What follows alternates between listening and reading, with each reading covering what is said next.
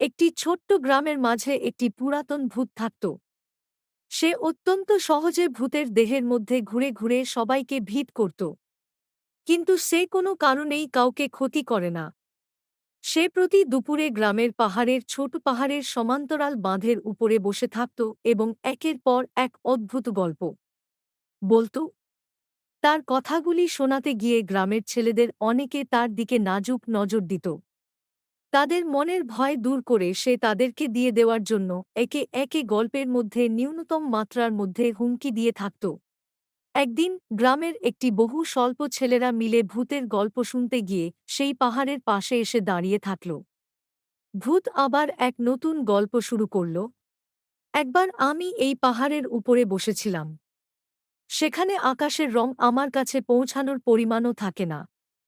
বাতাসের শব্দ আমার কাছে পৌঁছানোর মতো করে থাকে না।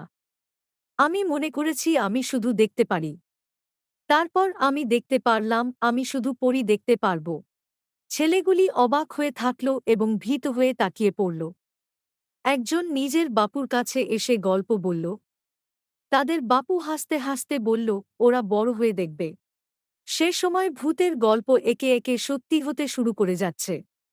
সময় যেমন চলছিল, ঠিক তেমনি একদিন গ্রামে এলাকার পুরাতন গড়ি থেকে একটি পুরো ধর্মীয় গুরুত্বপূর্ণ বস্তু চুরি হয়ে গেল। গ্রামের মানুষরা মাথা ঝুলিয়ে তাদের বিভিন্ন প্রয়াসের পরেও গুরুত্বপূর্ণ বস্তুটি খুঁজে পাতে না। শেষ পর্যন্ত এটি হারিয়ে যেতে থাকল।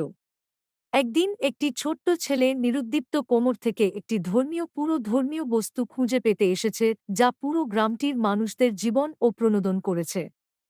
ছেলেটি সমস্ত মানুষের কাছে জন্মানো হয়, তাদের যথেষ্ট প্রশ্নের প্রতিরোধ করে, যে কেউ তাদের জবাব দেওয়ার জন্য তারা এক ধরনের বড়ি গল্প বলতে বলছে যে তাদেরকে